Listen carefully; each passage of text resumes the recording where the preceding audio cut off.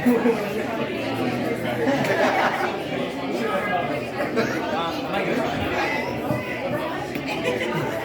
everyone, my name's Alistair. I have the honor of being Daylon's best man today, so this is my first best man speech, so hopefully it goes well. Hopefully it's not the last, but yeah, so I've had the privilege of knowing Dave for about 5 years. We first met actually in Orlando when Dave completed a discipleship training school with Youth with Mission Orlando, which is the organization my wife and I were a part of. And we specifically had the privilege of co-leading Daylon's sports and fitness elective, which basically means we had the privilege and the challenge of trying to convince college-age students to work out at 6 a.m. 4 days a week, which Dave actually did very well. I think he was always punctual, so yeah, round of applause there. But I recognize I'm giving this speech in front of you all today, but I really would like to be speaking mostly today, so I will turn my attention his way. Dave, ever since we first met, I've been impressed by, and this is going to sound a little funny, I've been impressed by the fact that you know that you don't know everything.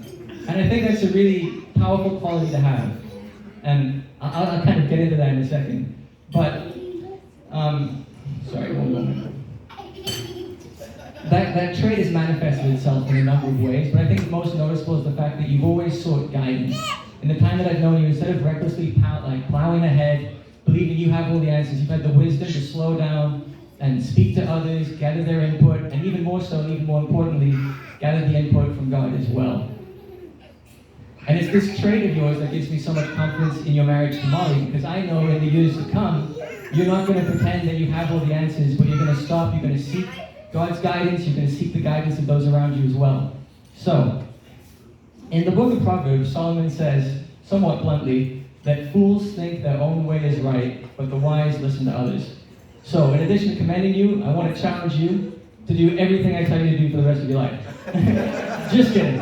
But on a serious note, I do want to remind you that as you step into this new season, you may not know all the answers, but you do know the one who does.